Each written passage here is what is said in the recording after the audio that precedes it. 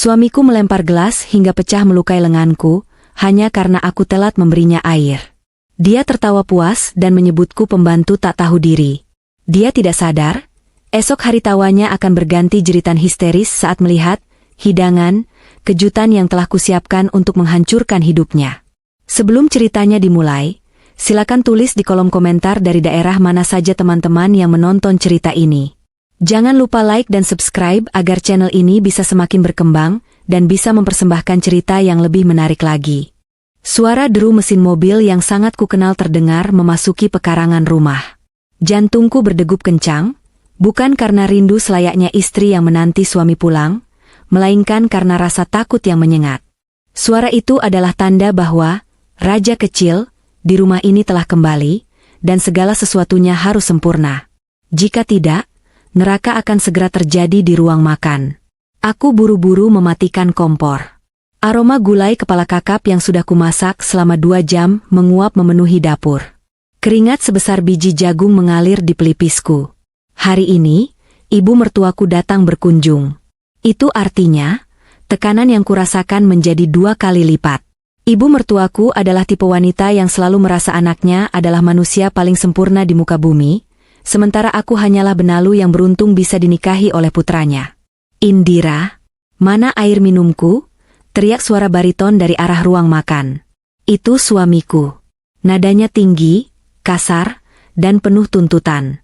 Tidak ada sapaan lembut, tidak ada kecupan di kening. Hanya perintah. Iya, Mas. Sebentar. Jawabku setengah berteriak sambil menyekat tangan yang basah kecelemek. Aku meraih gelas kristal dari rak, gelas mahal yang ia beli bulan lalu untuk memamerkan status sosialnya pada tamu, dan berlari kecil menuju dispenser. Sialnya, galon air di dispenser ternyata kosong. Lampu indikatornya berkedip merah. Astaga, desisku panik. Aku harus mengganti galon terlebih dahulu. Dengan tubuhku yang kecil, mengangkat galon penuh bukanlah hal mudah. Tapi aku sudah terbiasa melakukan pekerjaan kasar ini sendirian. Suamiku tidak pernah mau tahu urusan rumah tangga. Baginya, itu tugas perempuan. Aku mengangkat galon itu secepat kilat, air tumpah sedikit membasahi lantai, tapi aku tidak peduli. Aku mengisi gelas itu dengan air dingin, persis seperti yang ia suka. Namun, keterlambatan itu fatal. 15 detik. Hanya 15 detik aku terlambat karena harus mengganti galon. Saat aku melangkah masuk ruang makan, suamiku sudah duduk di ujung meja dengan wajah merah padam. Di sebelahnya, ibu mertuaku duduk sambil mengipas-ngipas wajahnya dengan tampang sinis. Lama sekali, bentak suamiku. Kamu ini ngapain aja di dapur? Tidur? Maaf, Mas. Tadi air galon habis, jadi aku ganti dulu. Alasan, potongnya kasar. Aku mendekat, hendak meletakkan gelas itu di atas meja. Tapi sebelum gelas itu menyentuh permukaan meja, tangan suamiku menyambar gelas itu dari tanganku. Bukan untuk diminum. Prang! Dia melemparkan gelas kristal itu tepat ke arah tubuhku. Gelas itu menghantam bahu kiriku dengan keras sebelum jatuh dan pecah berkeping-keping di lantai marmer. Rasa perih langsung menyengat. Serpihan kaca menggores kulit lenganku, hingga darah segar mulai merembes membasahi baju daster lusuh yang kupakai. Air dingin membasahi lantai dan kakiku. Aku terdiam, membeku di tempat. Rasa sakit fisik ini tidak seberapa dibandingkan rasa sakit di dadaku.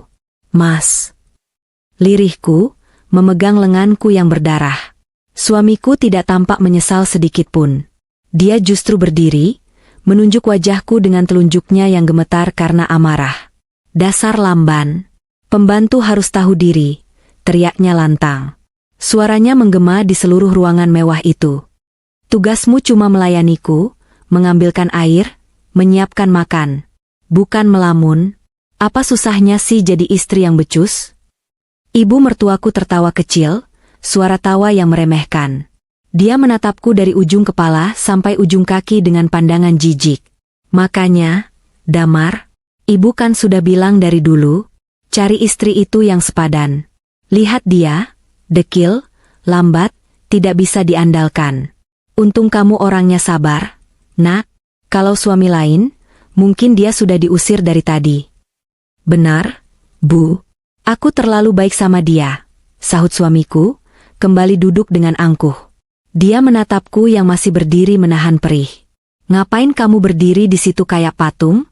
Bersihkan kekacauan ini. Jangan sampai ada beling yang kena kaki ibu. Aku menunduk, menyembunyikan mata yang mulai memanas. Bukan, aku tidak akan menangis. Air mataku terlalu berharga untuk manusia-manusia parasit seperti mereka. Dengan tangan gemetar, aku berjongkok, memunguti serpihan kaca tajam itu satu persatu. Lihat tuh, Bu. Mentalnya memang mental babu. Diomelin sedikit langsung nunduk. Ejek suamiku lagi. Mereka berdua tertawa bersama. Tawa yang terdengar sangat menjijikkan di telingaku.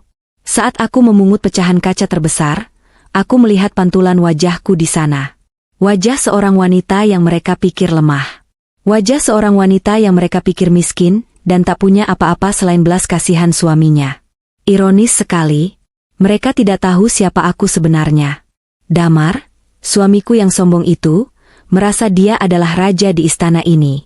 Dia merasa dialah yang membiayai hidupku.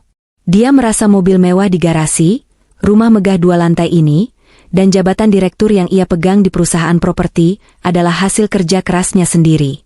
Dia salah besar. Rumah ini, ayahku yang membelikannya atas namaku sebelum beliau meninggal. Namun aku merahasiakannya dan membiarkan Damar mengira dia yang menyewanya dengan harga murah dari kenalan. Mobil itu, uang tabunganku yang kuberikan padanya dengan dalih, warisan nenek di kampung, agar dia bisa membelinya dan tidak malu saat bertemu klien. Jabatannya, aku yang meminta Raka, pengacara kepercayaanku sekaligus wakil komisaris di perusahaan milik almarhum Papa, untuk menerima Damar bekerja tanpa melalui tes yang sulit. Semua kemewahan yang melekat di tubuh suamiku, semua rasa percaya diri yang melambung tinggi itu, akulah penyokong utamanya. Aku adalah tiang penyangga yang membuat atap di atas kepalanya tidak runtuh. Dan hari ini, tiang itu baru saja retak. Cepat sedikit, bentak ibu mertuaku sambil menendang pelan kakiku dengan ujung sandalnya. Habis itu ambilkan air baru. Jangan sampai anakku kehausan gara-gara kamu lelet. Aku mengangguk pelan tanpa suara. Iya, Bu. Darah masih menetes dari lenganku, bercampur dengan air di lantai. Saat aku menyeka noda itu dengan kain pel, sebuah keputusan besar terbentuk di kepalaku, keras dan dingin seperti batu karang. Selama 3 tahun pernikahan ini, aku diam. Aku mengalah. Aku berpura-pura menjadi istri yang bodoh dan penurut, demi mendapatkan cinta yang tulus. Aku berharap Damar akan mencintaiku apa adanya, bukan karena hartaku. Tapi hari ini, lemparan gelas itu menyadarkanku. Cinta tulus itu tidak pernah ada. Yang ada hanya penghinaan dan eksploitasi. Aku berdiri setelah lantai bersih. Aku mengambil gelas baru, kali ini gelas plastik biasa, dan mengisinya dengan air. Aku meletakkannya di meja di hadapan suamiku. Ini airnya, Mas, kataku datar. Suamiku mendengus, lalu meminumnya sekali teguk. Gitu dong. Harus dikasarin dulu baru ngerti. Dia tidak melihat tatapanku. Tatapan mataku bukan lagi tatapan istri yang memohon kasih sayang. Itu adalah tatapan seorang predator yang sedang melihat mangsanya menikmati santapan terakhir. Aku berbalik menuju dapur untuk mengambil kotak P3K.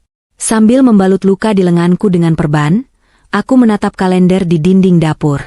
Besok siang adalah waktu yang tepat. Damar bilang dia akan pulang makan siang besok membawa sekretaris barunya untuk membahas proyek besar. Aku tersenyum tipis, senyum yang tidak mencapai mata. Ya, besok akan ada proyek besar. Proyek penghancuran hidup seseorang yang tidak tahu diuntung. Nikmatilah tawamu hari ini, Mas, gumamku pelan, nyaris tak terdengar oleh siapapun kecuali diriku sendiri. Karena besok, kamu akan belajar bahwa pembantu yang kamu hina ini adalah pemilik tahta tempatmu duduk. Aku mendengar mereka tertawa lagi di ruang makan. Suamiku sedang menceritakan betapa hebatnya dia memarahi bawahan di kantor tadi pagi. Dia membual tentang kekuasaan yang sebenarnya semu. Tawanya begitu renyah, begitu lepas. Tawalah sepuasnya, suamiku. Karena aku berjanji, air mata yang akan kau keluarkan besok akan jauh lebih banyak daripada air yang kau minta hari ini. Malam itu, Setelah suamiku tertidur pulas dengan dengkuran yang memenuhi kamar, suara yang dulu kuanggap menenangkan namun kini terdengar seperti suara binatang buas yang kekenyangan. Aku duduk di tepi ranjang. Lenganku yang diperban berdenyut nyeri, tapi rasa sakit di hatiku jauh lebih dominan. Pikiranku melayang mundur, menembus lorong waktu ke 3 tahun yang lalu, saat semua sandiwara ini bermula. Aku masih ingat jelas pertemuan pertama kami, di sebuah perpustakaan kota yang tenang. Saat itu, aku sengaja tampil sederhana. Aku lelah dengan pria-pria kaya yang mendekatiku hanya karena tahu aku adalah putri tunggal pemilik Wira Group, salah satu konglomerasi terbesar di negeri ini. Aku ingin seseorang yang mencintai, Indira, si gadis biasa. Bukan, Indira, sang pewaris tahta. Damar datang dengan kemeja yang sedikit lusuh dan senyum yang manis. Dia membantuku mengambil buku di rak tinggi. Kami berkenalan. Dia bercerita bahwa dia adalah seorang perintis usaha startup yang sedang berjuang, yang hidup hemat demi mengejar mimpi. Ceritanya begitu meyakinkan. Matanya berbinar saat bicara soal masa depan, soal kerja keras, dan integritas. Aku mungkin belum punya apa-apa sekarang, Indira, katanya kala itu di sebuah warung tenda pinggir jalan, sebulan setelah kami pacaran. Dia menggenggam tanganku erat. Tapi aku janji, aku akan bekerja keras membahagiakanmu. Aku tidak butuh wanita kaya. Aku butuh wanita yang mau berjuang bersamaku dari nol. Kata-kata itulah yang membuatku jatuh cinta setengah mati. Aku pikir aku telah menemukan permata di tengah lumpur. Aku pikir aku menemukan pria langka yang tulus. Betapa bodohnya aku. 1 tahun setelah kami menikah, kebohongan pertamanya terbongkar, meski saat itu aku masih terlalu buta untuk mengakuinya sebagai kejahatan. Aku menemukan surat tagihan di saku celananya saat hendak mencuci. Bukan tagihan modal usaha seperti yang sering ia keluhkan, melainkan tagihan utang judi bola online dan pinjaman lunak dengan bunga mencekik. Jumlahnya ratusan juta. Saat aku mengonfrontasinya, dia menangis. Dia bersujud di kakiku. Aku hilaf, sayang. Aku stres karena bisnisku macet. Aku cuma mau coba cari uang cepat buat kita. Maafkan aku, tolong jangan tinggalkan aku. Air mata buayanya meluluhkan hatiku. Sebagai istri yang berbakti dan bodoh, aku diam-diam menjual salah satu koleksi perhiasan ibuku. Aku memberikan uang itu padanya, berbohong bahwa itu adalah uang tabungan masa kecilku yang baru bisa dicairkan. Ini buat lunasin utang kamu, Mas. Jangan ulangi lagi, kataku saat itu. Damar memelukku erat, berjanji demi Tuhan tidak akan menyentuh judi lagi. Tapi itu adalah awal dari pola yang berulang. Kebutuhannya semakin banyak. Dia mulai mengeluh butuh mobil agar klien percaya padanya. Dia butuh baju mahal. Dia butuh jam tangan branded. Dan aku, si istri yang menyamar jadi orang sederhana, terus-menerus mencairkan warisan nenek, atau meminjam uang saudara, untuk memenuhi gaya hidupnya. Aku bahkan mengatur agar dia diterima bekerja di anak perusahaan milik ayahku lewat perantara Raka, pengacaraku, tanpa Damar tahu bahwa akulah yang menandatangani surat penerimaannya. Aku memberinya sayap, berharap dia akan terbang membawaku.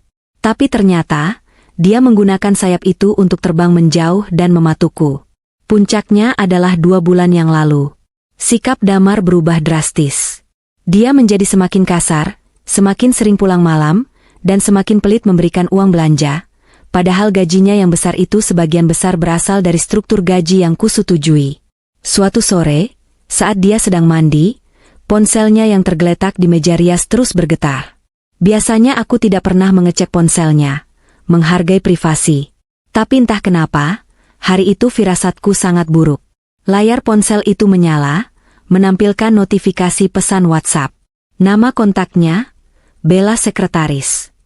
Tapi isi pesannya jauh dari urusan kantor. Sayang, makasih ya transferannya buat tas baruku. Kamu emang terbaik. Kapan nih kita liburan lagi? Istri kampungmu itu nggak curiga kan? Duniaku runtuh seketika saat membaca pesan itu. Tanganku gemetar hebat saat membuka kunci ponselnya. Dia menggunakan tanggal lahirnya sendiri, betapa narsistiknya. Aku menggulir percakapan mereka. Hatiku hancur berkeping-keping. Ada foto-foto mereka makan malam di restoran mewah, restoran yang selalu ingin kukunjungi tapi Damar selalu bilang, terlalu mahal. Ada bukti transfer uang puluhan juta. Ada percakapan yang merendahkanku. Damar, sabar ya, Bel. Si Indira itu emang bego tapi berguna. Dia barusan kasih aku uang lagi katanya dari hasil jual tanah di desa. Lumayan buat DP apartemen kamu. Bella, hahaha, sumpah dia percaya aja. Kasihan banget sih jadi cewek sebodoh itu. Kapan kamu cerain dia? Damar, nanti dulu. Dia masih berguna buat jadi babu di rumah sama sumber dana darurat. Lagian ibuku juga seneng ada yang bisa disuruh-suruh. Kalau aku nikah sama kamu, kan sayang kalau tangan halus kamu dipakai buat ngepel. Membaca itu, rasanya seperti ada pisau yang diputar perlahan di dalam dadaku. Air mataku tidak keluar saat itu. Rasa sakitnya terlalu dalam hingga melampaui kemampuan air mata untuk mewakilinya. Jadi, selama ini, di mata Damar, aku bukanlah istri yang dicintai. Aku hanyalah aset. Aku adalah kombinasi antara mesin ATM berjalan dan pembantu gratisan. Semua kata-kata manisnya 3 tahun lalu, semua janji, berjuang dari nol, semuanya adalah skenario busuk untuk menjeratku. Dia tidak pernah melihatku sebagai manusia. Dia melihatku sebagai sapi perah. Aku meletakkan kembali ponsel itu dengan hati-hati, persis di posisi semula. Aku tidak langsung melabraknya saat itu. Tidak. Itu terlalu mudah. Marah-marah hanya akan membuatnya waspada dan menyembunyikan aset-aset yang mungkin sudah dia gelapkan.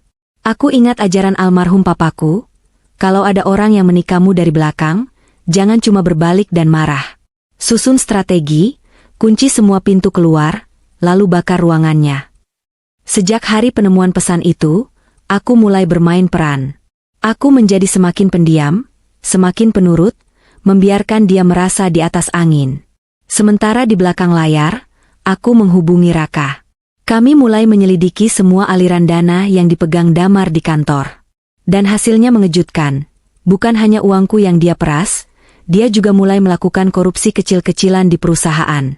Malam ini, di kamar yang dingin ini, aku menatap punggung suamiku yang tidur membelakangiku. Punggung yang dulu ingin kusandari seumur hidup. Kamu pikir kamu yang memegang kendali, Mas? Bisikku dalam hati. Kejadian gelas pecah hari ini adalah pemicu terakhir. Dia sudah melukai fisikku. Dia sudah menghina harga diriku di depan ibunya. Toleransiku sudah habis. Tabung kesabaranku sudah pecah. Sama seperti gelas kristal itu. Besok, Bella akan datang. Wanita simpanan itu akan masuk rumahku, rumah yang sebenarnya milikku, dengan gaya sok nyonya rumah. Mereka pikir mereka akan merayakan kemenangan, atau mungkin merencanakan cara baru untuk memeras warisanku. Mereka tidak tahu bahwa aku sudah memegang kartu as. Mereka tidak tahu bahwa aku tahu rahasia terbesar Damar yang lain. Rahasia yang jauh lebih memalukan daripada perselingkuhan, rahasia yang kutemukan seminggu lalu di brankas tersembunyinya. Sebuah rahasia yang berhubungan dengan fobia masa kecilnya. Aku menarik selimut, menutupi tubuhku yang lelah. Tidurlah yang nyenyak malam ini, suamiku. Karena besok, makan siangmu tidak akan pernah kau lupakan seumur hidupmu. Besok, sang pembantu akan mengambil alih istana, dan sang raja akan ditendang ke tempat asalnya, jalanan. Sebelum aku menceritakan bagaimana aku menyusun rencana untuk menghancurkan Damar, aku harus membawamu kembali ke 1 minggu sebelum insiden gelas pecah itu terjadi. Hari itu adalah hari Selasa. Hari di mana takdir sepertinya mulai berpihak padaku dengan cara yang aneh. Siang itu, Damar sedang berada di luar kota. Atau setidaknya itulah pamitnya padaku. Katanya ada peninjauan lokasi proyek di Bandung selama 2 hari. Tentu saja, aku tahu dia tidak di Bandung. Fitur pelacak lokasi di email yang terhubung di tablet rumah menunjukkan posisinya ada di sebuah villa di puncak. Dan dia tidak sendirian. Tapi hari itu, aku tidak ingin memikirkan perselingkuhannya.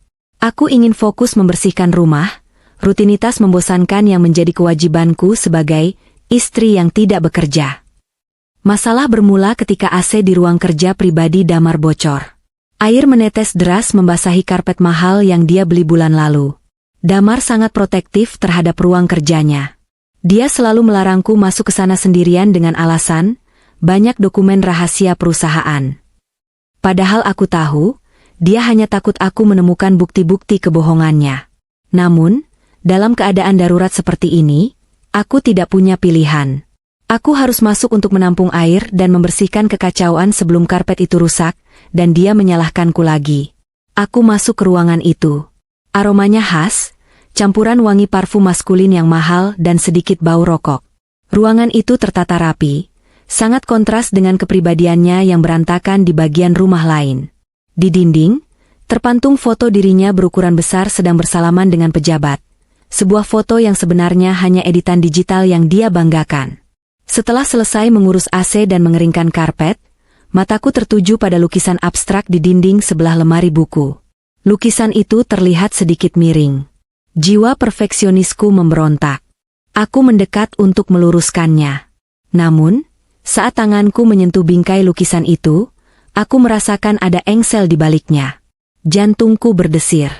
Dengan hati-hati, aku menarik bingkai itu. Benar saja, lukisan itu bukanlah hiasan dinding biasa. Itu adalah pintu kamuflase untuk sebuah brankas dinding berukuran sedang yang tertanam di sana. Aku tertegun. Selama 3 tahun menikah, aku tidak pernah tahu ada brankas di rumah ini. Damar menyembunyikannya dengan sangat rapi. Rasa penasaran langsung menyergapku, mengalahkan rasa takut ketahuan. Apa yang dia sembunyikan di sana? Uang tunai untuk selingkuhannya? Atau perhiasan untuk Bella? Aku menatap panel digital brankas itu. 4 digit kode. Aku mencoba tanggal pernikahan kami, 1508. Lampu indikator berkedip merah. Error.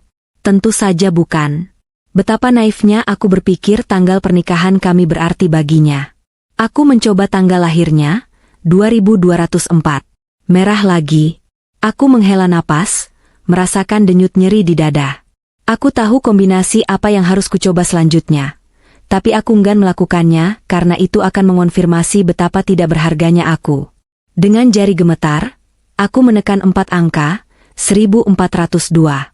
Hari Valentine, yang juga merupakan tanggal lahir Bella, sekretaris sekaligus wanita simpanannya. Aku tahu tanggal itu karena pernah melihat notifikasi, "Selamat ulang tahun sayang," di ponselnya tahun lalu. Lampu indikator berubah hijau. Terdengar bunyi klik mekanis yang halus. Pintunya terbuka. Rasanya seperti ditampar keras. Bahkan untuk keamanan aset rahasianya, dia menggunakan identitas wanita lain.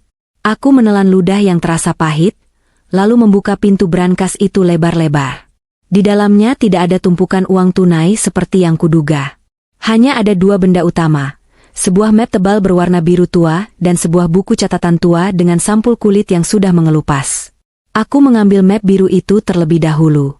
Isinya adalah dokumen-dokumen keuangan. Saat aku membolak-balik halamannya, mataku terbelalak. Ini bukan sekadar catatan pengeluaran. Ini adalah bukti kejahatan. Di sana terdapat salinan faktur-faktur fiktif yang dia buat di perusahaan. Dia memalsukan tanda tangan manajer keuangan, menggelembungkan anggaran proyek renovasi kantor cabang, dan mengalirkan selisih dananya ke sebuah rekening atas nama B-Store, yang aku tahu adalah butik online milik Bella. Gila. Desisku pelan. Kamu benar-benar gila, Mas. Jumlahnya fantastis. Hampir 2 miliar rupiah dalam 1 tahun terakhir. Uang itu milik perusahaan. Milik pemegang saham. Secara teknis, itu uangku, karena aku adalah pemegang saham mayoritas melalui perusahaan induk. Damar bukan hanya mengkhianati pernikahanku, dia juga mencuri dariku secara harfiah. Dia mempertaruhkan karirnya, yang kudapat dengan susah payah untuknya, hanya demi membiayai gaya hidup lakor itu. Tanganku gemetar karena marah. Tapi penemuan kedua jauh lebih menarik. Aku meraih buku catatan tua itu. Itu bukan buku keuangan. Itu seperti jurnal pribadi atau buku harian medis. Kertasnya sudah menguning. Di halaman pertama tertulis, catatan terapi, Damar Prasetya, usia 12 tahun. Aku mengerutkan kening. Terapi? Damar tidak pernah bercerita dia pernah ikut terapi psikologis. Aku duduk di kursi kerjanya yang empuk dan mulai membaca. Halaman demi halaman membuka sisi gelap masa lalu suaminya yang selama ini ia tutup rapat dengan kesombongan. Ternyata, Citra, anak orang kaya yang jatuh miskin, yang dia ceritakan padaku saat pacaran adalah bohong. Damar sebenarnya anak jalanan. Dia tumbuh di lingkungan kumuh di pinggiran rel kereta api, di antara tumpukan sampah dan genangan limbah. Jurnal itu mencatat sesi hipnoterapinya. Ada satu bagian yang ditandai dengan tinta merah tebal oleh terapisnya, trauma pemicu. Pasien mengalami serangan panik akut jika melihat tikus atau berada di tempat yang sangat kotor. Trauma berasal dari insiden saat usia 9 tahun, di mana pasien terkurung di gudang sampah selama 2 hari oleh preman setempat. Pasien digigiti tikus saat tidur dan dipaksa memakan sisa makanan yang dikerumuni tikus untuk bertahan hidup. Aku menutup mulutku, menahan napas. Catatan selanjutnya lebih mengerikan. Pasien mengembangkan musophobia, takut tikus, dan rupophobia, takut kotoran, yang ekstrim. Ketakutan ini bukan sekadar jijik, melainkan memicu PTSD, Post-Traumatic Stress Disorder. Pasien mengasosiasikan tikus dan kotoran dengan kemiskinan dan ketidakberdayaan. Bagi pasien, melihat tikus sama dengan kembali menjadi gembel yang tidak berharga. Ini adalah ketakutan terbesarnya, kehilangan status dan kembali ke lumpur. Aku bersandar di kursi, menatap langit-langit ruangan. Tiba-tiba, segala perilaku Damar masuk akal. Kenapa dia begitu terobsesi dengan barang branded? Karena dia takut terlihat miskin. Kenapa dia selalu marah jika rumah sedikit saja berdebu? Karena kotoran mengingatkannya pada masa lalunya di tempat sampah. Kenapa dia begitu sombong dan merendahkan orang lain? Karena dia butuh validasi bahwa dia sudah naik kelas dan tidak lagi menjadi anak jalanan yang terbuang. Damar membangun benteng kesombongan yang tinggi untuk menutupi lubang trauma yang menganga di jiwanya. Dan di tanganku sekarang, aku memegang dinamit yang bisa meruntuhkan benteng itu dalam sekejap. Sebuah senyum dingin perlahan terukir di bibirku. Senyum yang tidak pernah kuberikan pada siapapun sebelumnya. Aku mengeluarkan ponselku. Dengan cekatan, aku memotret setiap lembar dokumen penggelapan dana itu. Halaman demi halaman, bukti demi bukti. Lalu aku beralih ke buku harian itu. Aku memotret halaman tentang trauma tikus itu. Setelah selesai, aku mengembalikan semuanya ke posisi semula.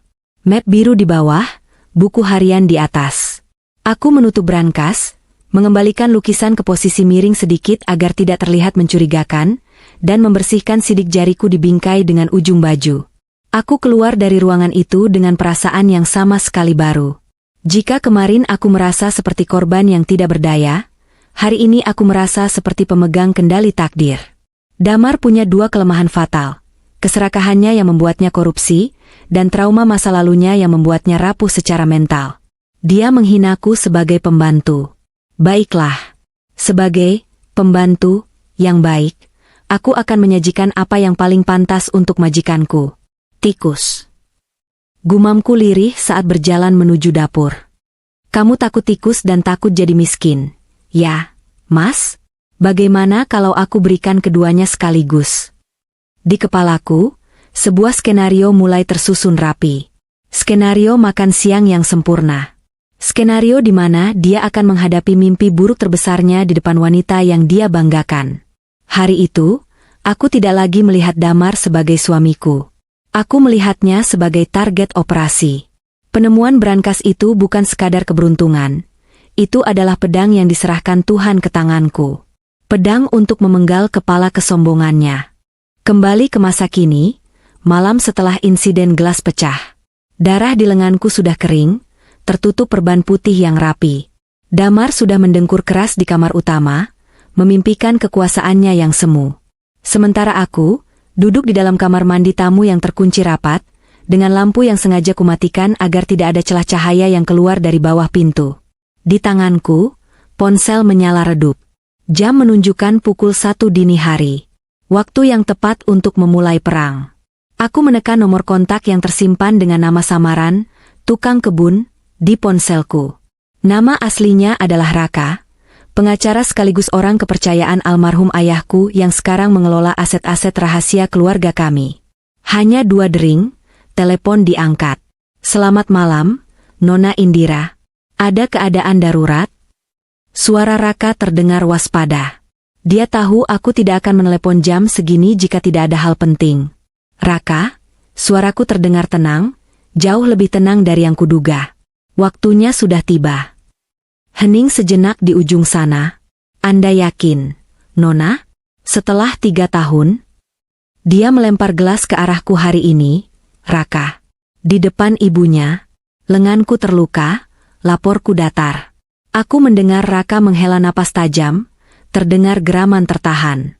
Bajingan itu, maafkan bahasa saya, Nona. Apakah Anda butuh saya kirim keamanan sekarang? Tidak.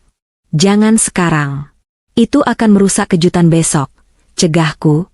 Aku ingin eksekusi total besok siang. Sesuai rencana B yang pernah kita bahas. Baik, Nona. Berikan instruksinya. Suara Raka berubah menjadi mode profesional yang dingin dan efisien. Pertama, mulauku, bekukan semua akses keuangannya. Kartu kredit tambahan, rekening operasional rumah tangga yang dia pegang, semuanya.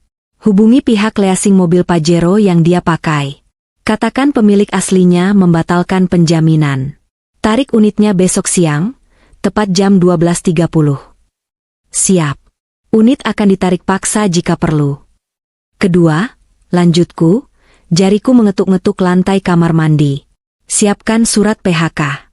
Alasan, penggelapan dana dan pemalsuan dokumen. Bukti-buktinya sudah kukirim ke email pribadimu seminggu yang lalu saat aku menemukannya di brankas. Cetak semuanya, bawa besok.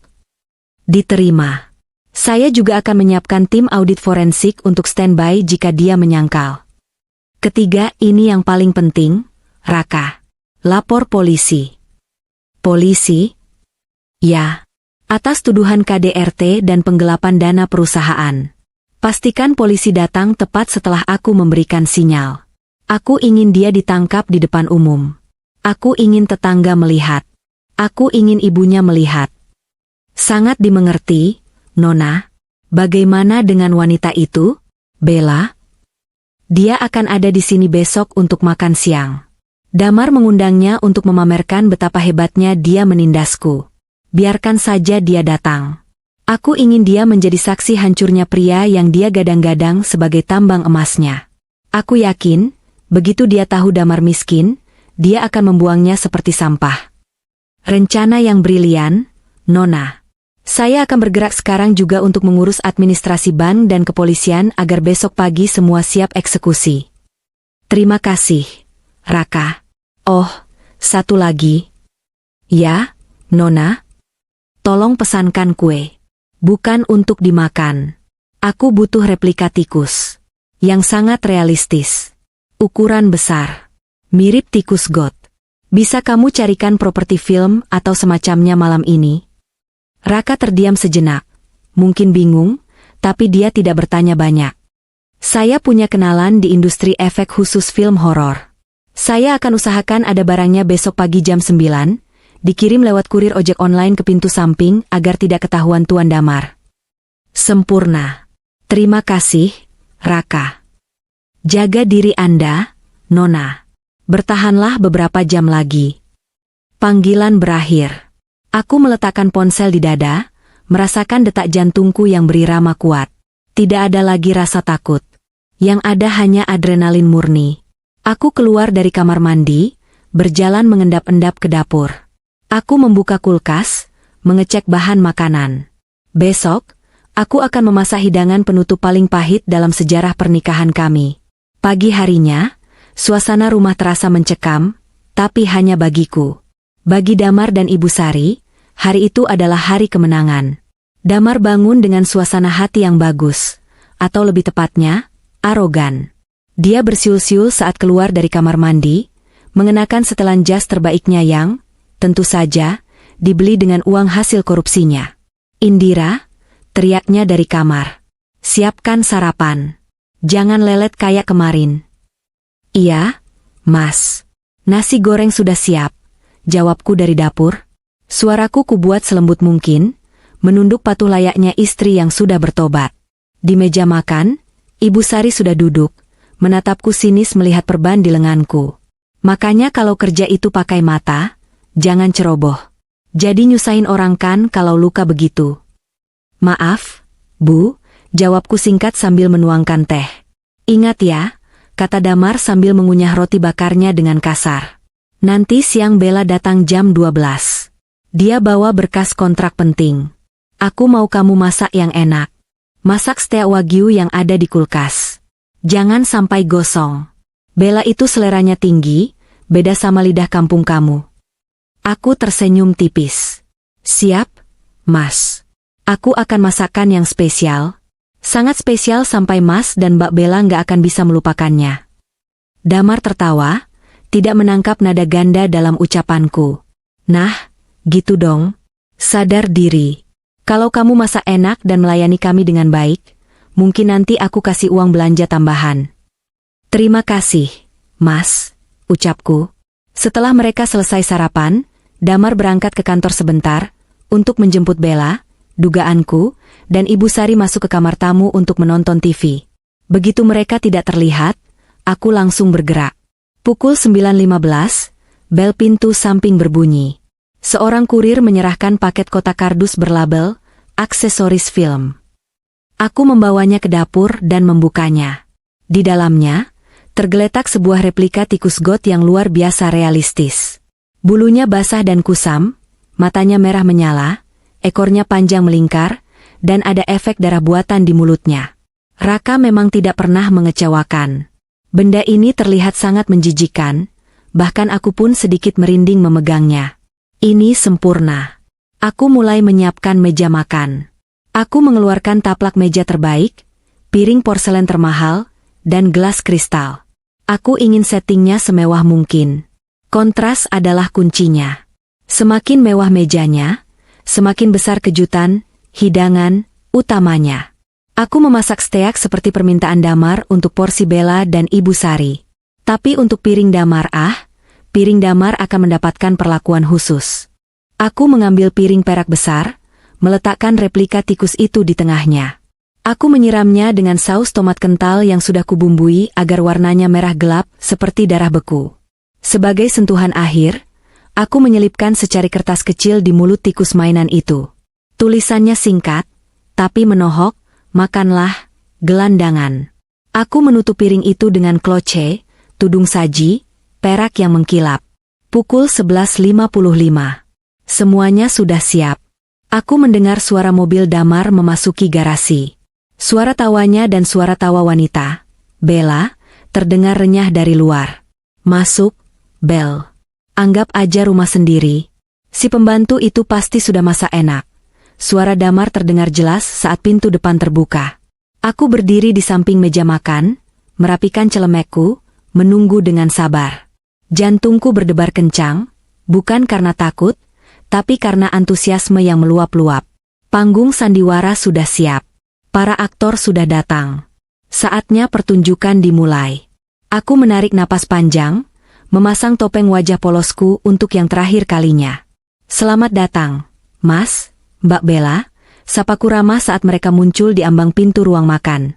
Damar menatapku sekilas, lalu menoleh ke Bella dengan bangga. Lihat kan?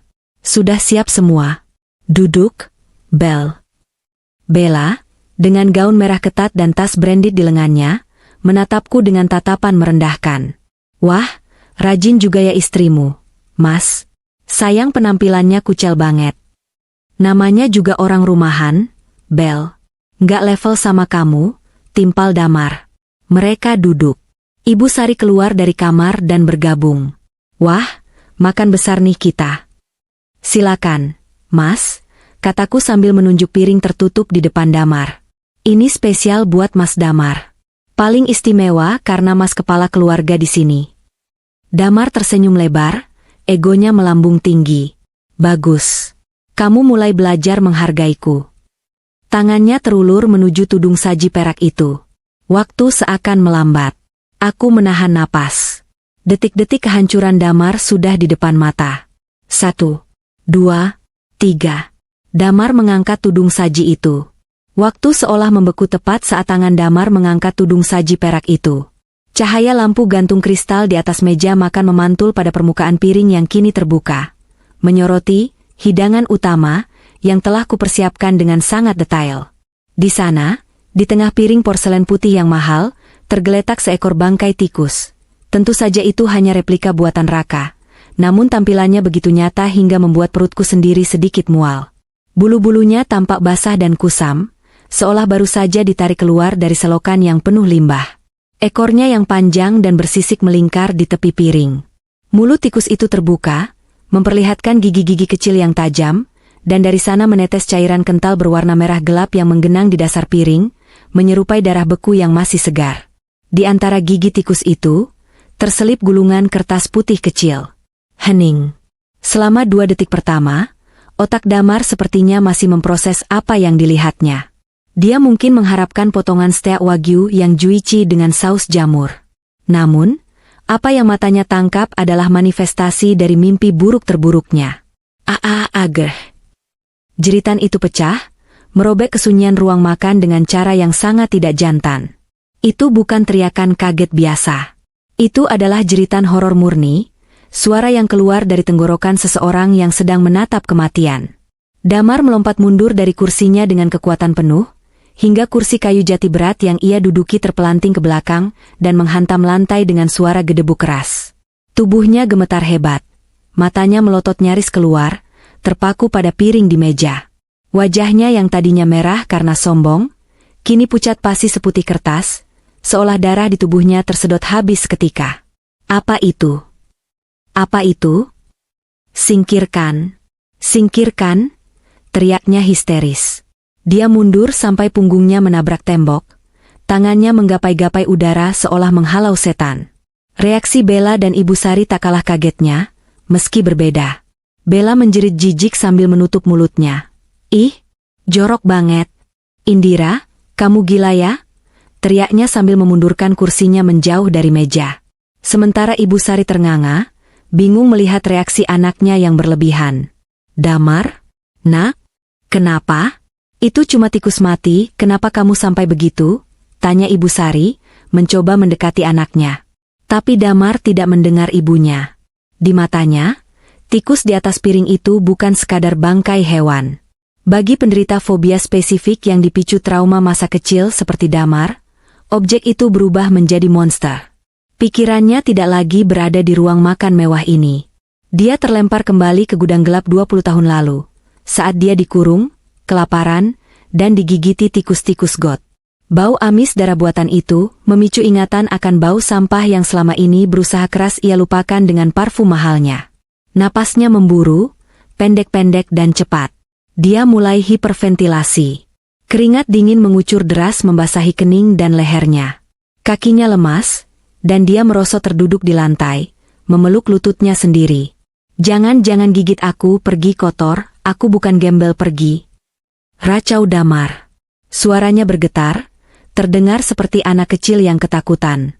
Aku berdiri tegak di tempatku, menatap pemandangan menyedihkan itu dengan wajah datar tanpa ekspresi. Dalam hati, ada rasa puas yang membuncah. Topeng, Tuan Direktur, yang angku itu hancur berkeping-keping hanya dalam hitungan detik. Yang tersisa di sana hanyalah Damar, si anak jalanan yang trauma.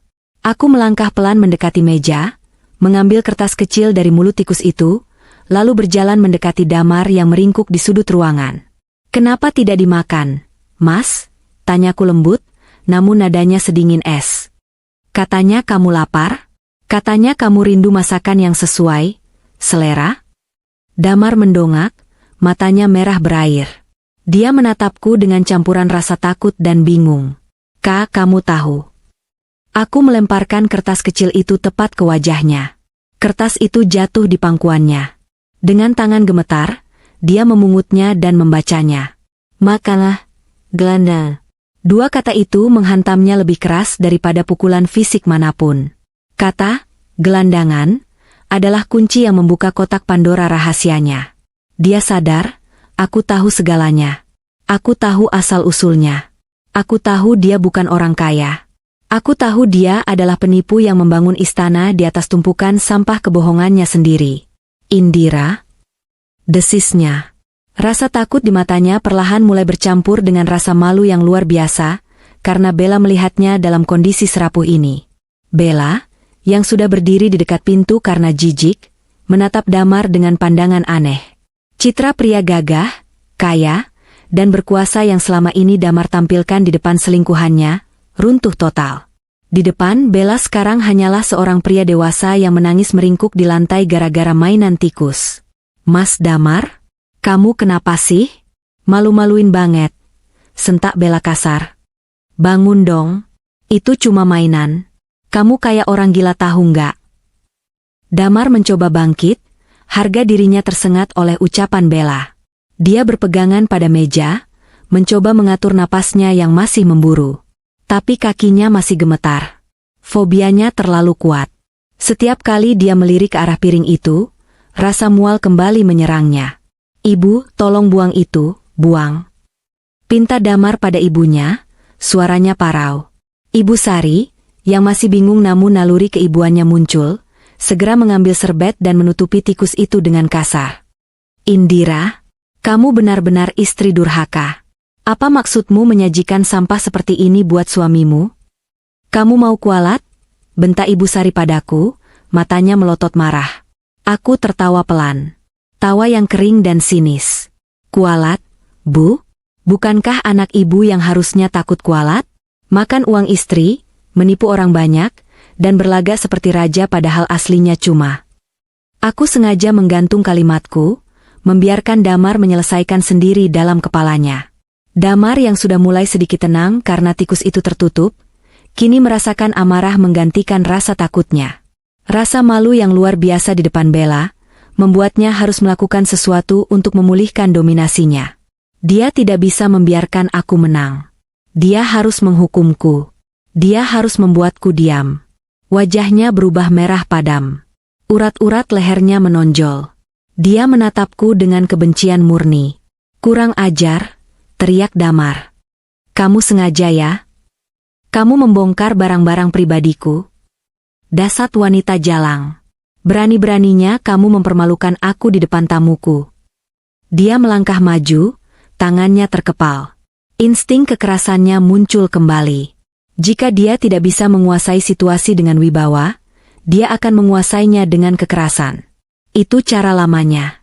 Cara preman pasar yang masih tertanam di bawah kulit jas mewahnya. "Aku akan memberimu pelajaran yang tidak akan pernah kamu lupakan seumur hidupmu," ancamnya sambil menyambar vas bunga dari meja bufet. Air tumpah kemana-mana. Dia mengangkat vas berat itu tinggi-tinggi, siap menghantamkannya ke arahku. Bella menjerit histeris melihat kekerasan itu. Ibu Sari berteriak, "Damar, jangan." Tapi aku tidak bergerak mundur 1 inci pun. Aku tidak berkedip. Aku menatap matanya lurus-lurus. "Coba saja," tantangku pelan. "Lakukan, dan kamu akan menyesal sebelum vas itu menyentuh kulitku." Damar tidak peduli. Amarah sudah membutakan matanya. Dia mengayunkan tangannya dengan kuat. Namun, sebelum vas itu sempat melayang, sebuah tangan kekar mencengkeram pergelangan tangan Damar di udara.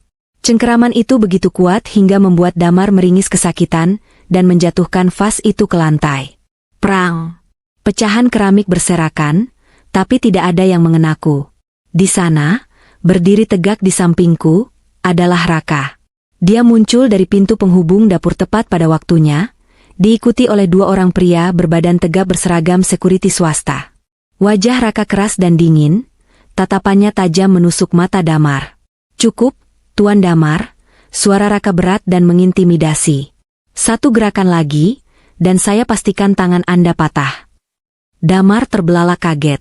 Dia mencoba melepaskan tangannya, tapi tenaga Raka jauh di atasnya. "Siapa kamu? Lepaskan, ini rumahku. Berani-beraninya kamu masuk sembarangan." Raka menghempaskan tangan Damar hingga pria itu terhuyung mundur. Raka berdiri di depanku, menjadi tameng hidup yang kokoh. "Koreksi, Tuan," kata Raka sambil merapikan jasnya dengan tenang. "Ini bukan rumah Anda." Kekacauan mental Damar baru saja dimulai. Serangan tikus tadi hanyalah pembuka. Sekarang, saatnya hidangan utama yang sebenarnya. Aku melangkah maju dari balik punggung Raka, memegang sebuah map biru tebal di tanganku. Map yang sama yang kutemukan di brankasnya. "Permainan selesai, Mas," kataku. Suaraku menggema di ruangan yang kini hening mencekam. "Kamu sudah menikmati makan siangnya? Sekarang, Saatnya membayar tagihan. Suasana di ruang makan itu berubah drastis dari horor psikologis menjadi ketegangan hukum yang kental. Damar berdiri terengah-engah di dekat meja makan, mengusap pergelangan tangannya yang memerah akibat cengkeraman Raka. Matanya bergerak liar menatapku, Raka, dan dua petugas keamanan yang berdiri memblokir pintu keluar. Apa-apaan ini, Indira? Damar mencoba menggertak, meski suaranya terdengar sumbang. Dia menunjuk Raka. Siapa laki-laki ini? Selingkuhanmu? Oh, jadi begitu? Kamu menjebakku biar kamu bisa bebas sama dia? Aku tertawa miris. Bahkan di ujung tanduk pun, otaknya masih mencoba memutarbalikkan fakta untuk membuat dirinya terlihat sebagai korban. Perkenalkan, kataku tenang sambil membuka map biru di tanganku. Ini Raka, pengacara pribadiku, sekaligus wakil komisaris utama di Wira Group, perusahaan tempatmu bekerja. Mata Damar membulat sempurna. Mulutnya terbuka, tapi tidak ada suara yang keluar. Dia menoleh ke arah Raka, lalu kembali padaku, mencoba mencerna informasi itu. Wah, wakil komisaris? Wira Group? Tapi. Ya, potongku cepat. Kamu tidak pernah bertanya siapa pemilik perusahaan itu, kan? Kamu terlalu sibuk membanggakan jabatanmu. Perusahaan itu milik mendiang ayahku, Damar. Dan sekarang, akulah pemilik saham mayoritasnya. Bos besarmu adalah aku. Hantaman fakta pertama. Lutut Damar terlihat goyah. Bella yang berdiri di pojok ruangan tersentak kaget. Dia menatapku dengan pandangan tak percaya, lalu menatap Damar dengan tatapan yang mulai berubah, dari kaget menjadi curiga. Bohong. Gumam Damar. Kamu itu cuma anak yatim piatu yang dapat warisan sedikit dari nenekmu. Itu cerita yang kubuat supaya kamu tidak minder, Mas. Supaya kamu bisa jadi suami yang punya harga diri. Tapi ternyata, harga dirimu itu cuma kepalsuan. Jawabku tajam. Aku menarik lembar pertama dari map itu dan melemparkannya ke atas meja, tepat di samping bangkai tikus mainan yang masih tertutup serbet. Lihat itu. Surat pemutusan hubungan kerja, kataku dingin. Mulai detik ini, kamu dipecat. Bukan dengan hormat, tapi dengan tidak hormat atas tuduhan penggelapan dana perusahaan sebesar 2,5 miliar rupiah. Bukti-buktinya sudah diaudit forensik pagi ini. Damar gemetar melihat kop surat perusahaan yang sangat ia kenal. Dia tahu betul konsekuensi hukum dari tuduhan itu. Dan soal rumah ini, lanjutku, melangkah semakin dekat, memojokkannya secara verbal. Sertifikat rumah ini atas namaku. Bukan sewa, bukan milik kenalanmu. Ini rumahku. Dan detik ini juga, aku mengusirmu. Kamu nggak bisa lakukan ini, teriak Ibu Sari tiba-tiba, maju membelain anaknya. Wajah tua itu basah oleh air mata, tapi matanya masih nyalang. Ini rumah anakku juga. Dia kepala keluarga. Istri macam apa kamu mengusir suami sendiri? Istri yang sudah lelah diperlakukan seperti binatang oleh benalu. Bu, balasku tanpa menatapnya. Aku fokus pada Damar. Tiba-tiba, terdengar suara berisik dari arah luar rumah. Suara mesin truk derek dan rantai besi yang beradu. Kelata. Semua orang menoleh ke arah jendela depan yang tirainya terbuka. Di halaman, sebuah truk derek besar berwarna oranye sedang memosisikan diri di depan mobil Pajero Sport hitam kebanggaan Damar. Dua orang petugas dengan rompi menyala sedang mengaitkan rantai ke bumper mobil itu. Mobilku, teriak Damar panik. Dia hendak berlari keluar, tapi salah satu security menahan bahunya dengan kuat. Lepaskan. Itu mobilku. Jangan ditarik. Itu bukan mobilmu. Selaraka dengan nada datar sambil mengecek jam tangannya. Itu aset perusahaan yang dipinjamkan atas nama istri Anda. Karena Anda sudah dipecat dan terbukti korupsi, semua fasilitas ditarik. Termasuk kartu kredit yang ada di dompet Anda sekarang. Sudah saya blokir 5 menit yang lalu. Damar merogoh sakunya, mengeluarkan dompet kulitnya, dan menatap deretan kartu di sana dengan nanar. Kartu-kartu yang selama ini menjadi simbol statusnya, alat untuk mentraktir teman-temannya, alat untuk membelikan tas mewah buat Bella, kini hanyalah potongan plastik tak berguna. Kehancuran Damar sudah nyaris sempurna. Hartanya hilang. Jabatannya hilang. Rumahnya hilang. Tapi aku belum selesai. Aku menoleh ke arah Bella yang sejak tadi diam mematung. Dan kamu, Bella, sapaku ramah. Bella tersentak. Wajahnya pucat, riasannya yang tebal tidak bisa menutupi ketakutannya. Kamu pikir Damar ini orang kaya? Tanyaku sambil tersenyum miring. Kamu pikir dia, sugar daddy? Maaf mengecewakanmu, Mbak. Semua uang yang dia pakai buat beli tas Hermes palsumu itu, uang buat bayar apartemenmu, itu uangku. Uang perusahaan yang dia curi. Aku melihat perubahan ekspresi di wajah Bella. Itu adalah momen yang paling kutunggu. Rasa cinta, atau apapun namanya, yang dia miliki untuk Damar menguap seketika, digantikan oleh perhitungan untung rugi yang dingin. Bella menatap Damar dengan pandangan jijik yang jauh lebih menyakitkan daripada saat dia melihat tikus tadi. Mas.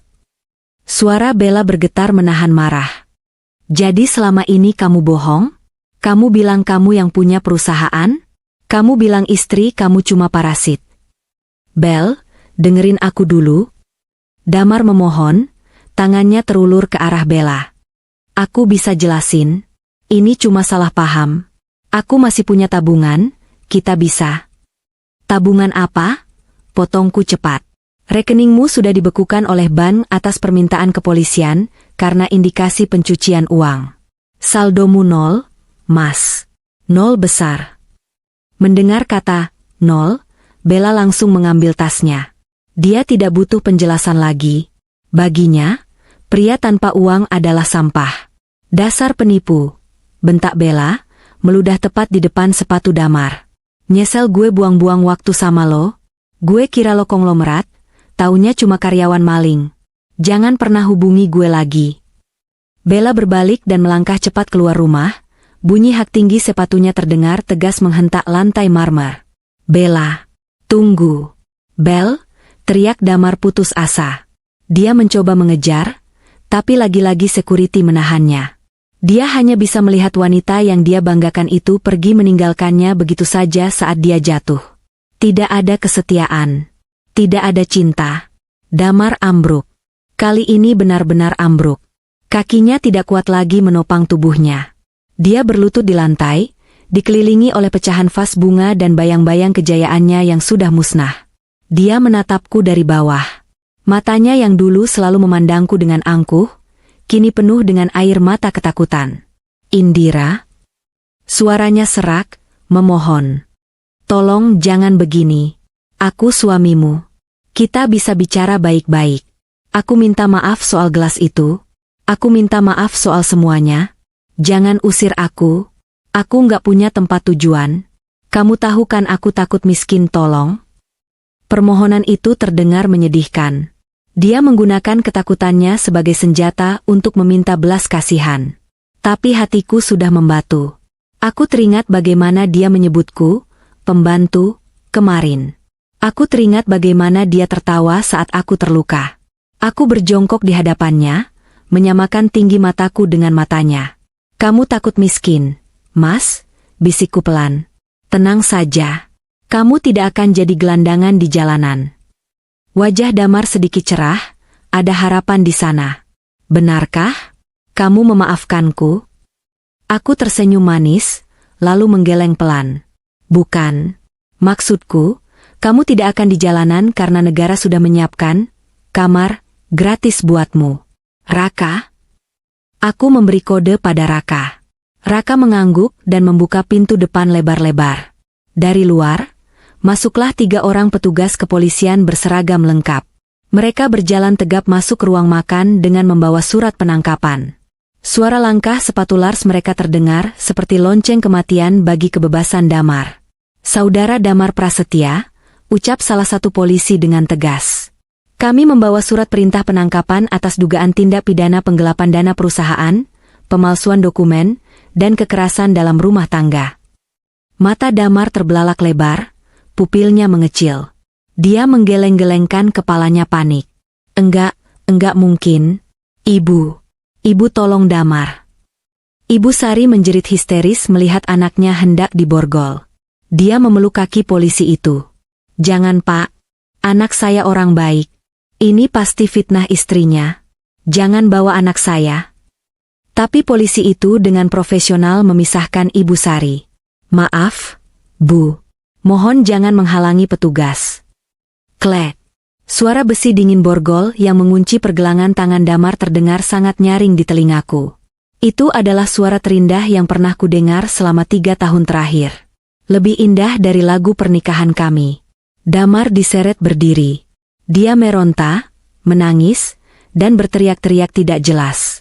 Ingus dan air mata bercampur di wajahnya yang kacau. "Indira, tega kamu. Aku suamimu. Indira." Aku berdiri diam, menatapnya digelandang keluar rumah. Saat dia melewati ambang pintu, aku berkata setengah berteriak agar dia mendengarnya untuk terakhir kali. "Selamat menikmati makan siangmu di sel, Mas. Kudengar menu di sana sangat sederhana. Cocok untuk diet kesombonganmu." Damar diseret keluar menuju mobil polisi yang sudah menunggu dengan lampu rotator biru yang menyala, menjadi tontonan para tetangga yang sudah berkerumun di depan pagar. Aku menarik napas panjang, menghirup udara yang tiba-tiba terasa sangat segar dan ringan di dalam rumah ini. Beban 3 tahun itu telah terangkat.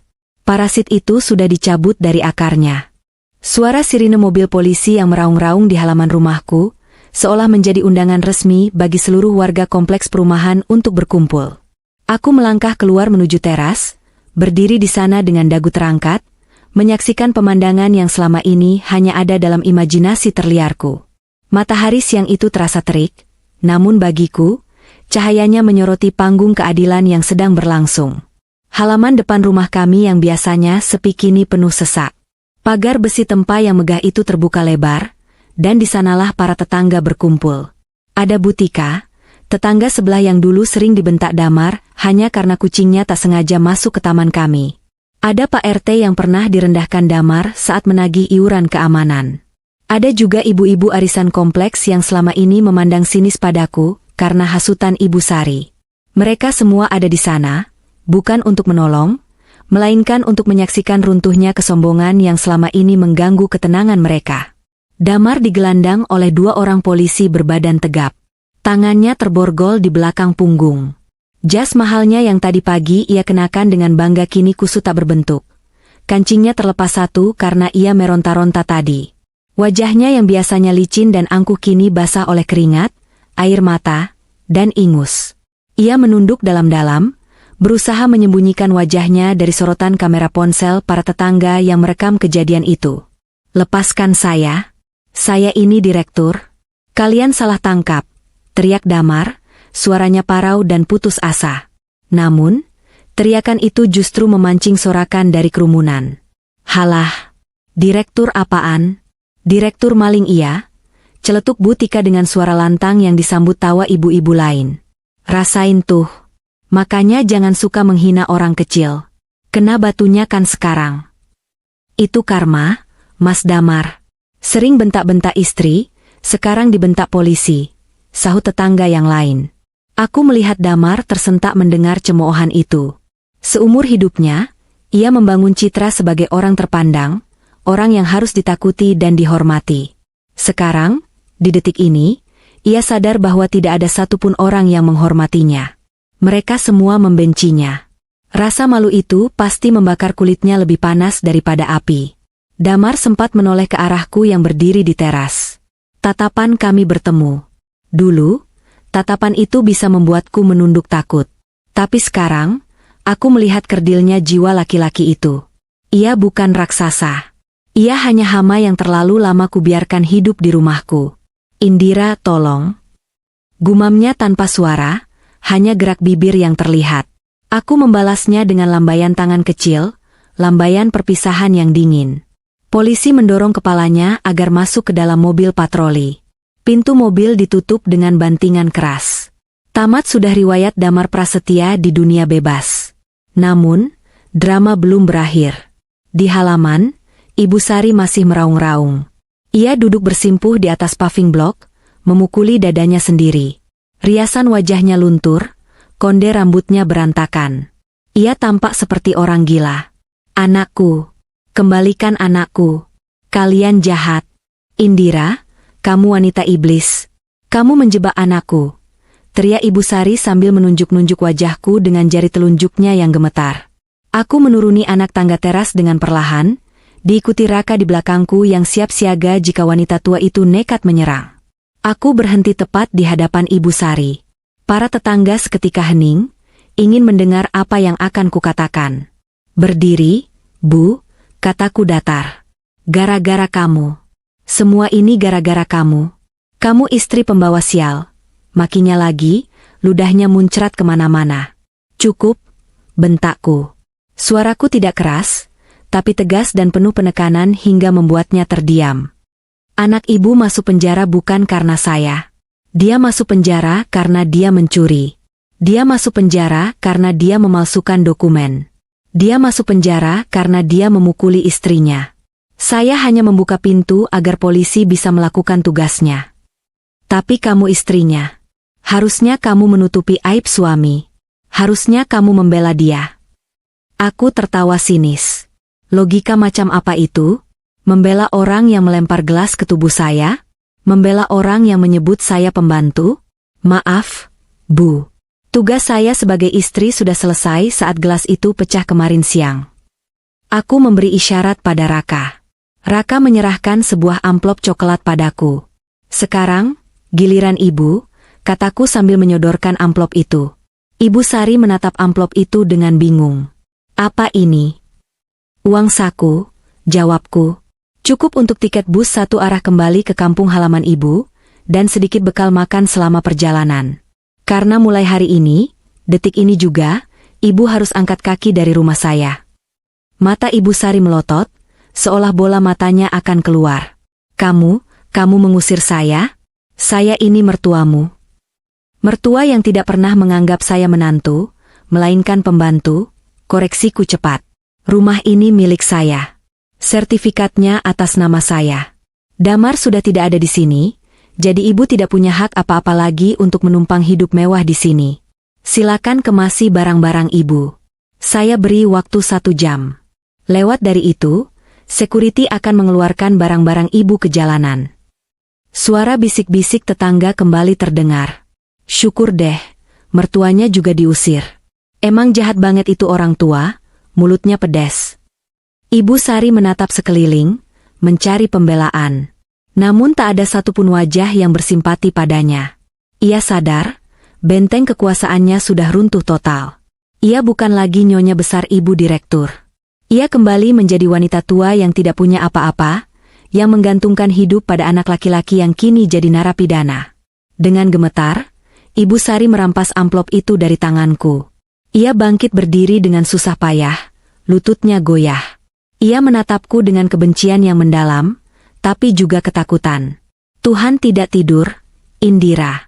Kamu akan kena karma," desisnya. "Iya, Bu. Tuhan memang tidak tidur," balasku tenang sambil tersenyum tipis. "Makanya hari ini terjadi. Ini adalah karma untuk kalian. Selamat jalan, Bu." Ibu Sari berbalik, berjalan terseok-seok masuk ke dalam rumah untuk mengemasi barang-barangnya, diiringi tatapan mencemooh dari para tetangga. Aku menghela napas panjang, lalu menoleh ke arah Bu Tika dan warga lainnya. "Bapak-bapak, ibu-ibu, terima kasih sudah datang," kataku dengan suara lantang dan sopan. "Maaf atas keributan hari ini. Tapi saya pastikan, mulai besok lingkungan kita akan kembali tenang. Tidak akan ada lagi orang arogan yang mengganggu kenyamanan Bapak Ibu semua." "Alhamdulillah, Mbak Indira. Yang sabar ya, Mbak," seru Bu Tika. "Hebat kamu, Enduk. Jangan takut, kami dukung," timpal Pak RT. Aku tersenyum tulus.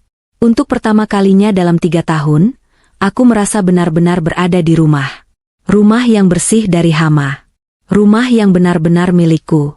Siang itu, matahari bersinar sangat terik, tapi bagiku rasanya sejuk sekali. 6 bulan kemudian, aroma kopi espresso dan kruasan hangat memenuhi udara pagi di sebuah kafe outdoor di kawasan Montmartre, Paris. Angin musim gugur berhembus pelan, menerbangkan beberapa helai daun kecoklatan yang jatuh di atas meja marmer bundar tempatku duduk. Aku merapatkan mantel trench coat berwarna krem yang membalut tubuhku, lalu menyesap kopi hangat itu perlahan. Rasanya nikmat. Jauh lebih nikmat daripada kopi mahal manapun yang pernah kuminum di rumah lamaku yang penuh tekanan. Laporannya sudah lengkap, Nona Indira. Suara bariton yang familiar membuyarkan lamunanku. Raka duduk di hadapanku, meletakkan tabletnya di meja. Dia terlihat berbeda hari ini, lebih santai dengan jaket kulit dan syal, tidak kaku seperti saat memakai jas pengacara di Jakarta. Sejak aku mengangkatnya menjadi direktur operasional menggantikan posisi Damar, dan membersihkan semua kroni-kroni Damar di kantor, Raka menjadi mitra kerja sekaligus sahabat terbaikku. Kami sedang dalam perjalanan bisnis untuk memperluas pasar properti Wira Group ke Eropa, sebuah mimpi ayah yang akhirnya bisa kuwujudkan setelah benalu di perusahaan hilang. Bagaimana kabar, teman lama? Kita? Tanyaku sambil meletakkan cangkir kopi. Raka tersenyum tipis, lalu menggeser tabletnya ke arahku. Di layar itu, terpampang sebuah foto terbaru yang diambil dari jarak jauh, sepertinya dari salah satu kontak Raka di dalam lembaga pemasyarakatan. Aku menatap foto itu. Hampir saja aku tidak mengenali sosok di dalamnya. Pria di foto itu sangat kurus. Tulang pipinya menonjol tajam. Rambutnya dicukur habis hingga botak. Kulitnya kusam dan menghitam karena sering dijemur di lapangan penjara. Dia sedang duduk di pojokan sel yang sempit, memegang piring seng berisi nasi yang terlihat keras dan sedikit sayur layu. Tatapan matanya kosong, seperti orang yang jiwanya sudah mati. Itu Damar. Dia ditempatkan di blok C, jelas Raka. Blok yang paling padat dan paling keras. Laporan dari sipir menyebutkan dia menjadi bulan-bulanan narapidana lain. Karena kasusnya penggelapan uang dan sikapnya yang sempat sombong saat baru masuk, dia tidak disukai. Dia sering disuruh mencuci baju tahanan lain, memijat kepala preman blok, bahkan. Raka berhenti sejenak, ragu untuk melanjutkan. Bahkan apa, Raka? Ceritakan saja, pintaku. Bahkan dia sering dipaksa tidur di dekat lubang WC. Kamu tahu kan kondisi sanitasi di penjara sana? Banyak tikus. Aku tersenyum miring. Karma bekerja dengan cara yang sangat puitis. Ketakutan terbesarnya, fobia yang ia sembunyikan rapat-rapat, kini menjadi teman tidurnya setiap malam. Damar yang fobia tikus dan kotoran, kini harus hidup, makan, dan tidur di tengah-tengah hal yang paling ia takuti. Setiap detiknya adalah siksaan psikologis yang tak berujung. Apa dia pernah bertanya tentang aku? Tanyaku pelan. Sering, jawab Raka. Dia sering menangis dan memohon pada sipir untuk meneleponmu. Dia bilang dia menyesal. Dia bilang dia rindu masakanmu. Dia bilang dia tidak kuat hidup miskin dan kotor seperti itu. Tapi tentu saja, sesuai instruksimu, tidak ada akses komunikasi apapun untuknya. Bagus, jawabku singkat. Aku tidak merasakan simpati. Rasa kasihan itu sudah mati dibunuh oleh setiap hinaan yang ia lontarkan padaku dulu. Damar sedang menjalani sekolah kehidupan yang sesungguhnya, pelajaran yang seharusnya ia dapatkan sejak dulu, bahwa kesombongan tanpa isi hanya akan membawamu ke kehancuran. Lalu bagaimana dengan ibunya? Tanyaku lagi. Ibu Sari kembali ke kampung halamannya di Jawa Tengah. Tapi rumah peninggalan orang tuanya ternyata sudah lama dijual oleh saudaranya karena sengketa warisan. Sekarang dia tinggal menumpang di rumah kerabat jauh, bekerja membantu catering tetangga untuk bisa makan. Dia sering sakit-sakitan karena stres. Aku mengangguk pelan. Mereka menuai apa yang mereka tabur. Aku menggeser tablet itu kembali ke arah Raka. Sudah cukup. Aku tidak perlu melihatnya lagi. Tutup bukunya. Baik, Nona. Raka mematikan layar tablet itu. Oh ya, soal pertemuan dengan investor Prancis nanti jam 2, semua berkas sudah siap. Kita punya peluang besar untuk deal. Aku menatap Raka, lalu menatap jalanan Paris yang ramai dengan orang-orang yang berlalu lalang dengan penuh gaya. 6 bulan lalu, aku adalah istri yang ketakutan di dapur sendiri, berlari tergopoh-gopoh hanya untuk mengambilkan segelas air putih bagi suami yang tidak tahu diri. Aku adalah wanita yang direndahkan, dianggap bodoh, dan tidak berdaya. Hari ini, aku duduk di sini sebagai pemilik perusahaan multinasional. Aku memegang kendali atas hidupku sendiri. Tidak ada lagi yang membentakku. Tidak ada lagi yang melempar gelas padaku. Aku mengangkat gelas air putih di mejaku, gelas kaca bening yang bersih dan elegan. Aku menatap air jernih di dalamnya yang memantulkan cahaya matahari. Dulu, segelas air putih adalah simbol perbudakanku, pemicu kemarahannya. Sekarang, segelas air putih ini adalah simbol kebebasanku. Ayo kita berangkat, Raka, ujarku sambil berdiri dan merapikan mantelku. Dunia tidak akan menunggu kita. Raka berdiri dan tersenyum hormat. Mari, Nona Indira. Kami berjalan menyusuri trotoar batu cobblestone, meninggalkan bayang-bayang masa lalu yang kelam di benua yang jauh di sana. Aku tidak menoleh ke belakang. Di depanku terbentang masa depan yang cerah, dan aku siap melahapnya dengan rakus. Sepuas damar melahap karmanya di dalam jeruji besi. Si pembantu telah menjadi ratu, dan sang raja palsu telah kembali menjadi debu.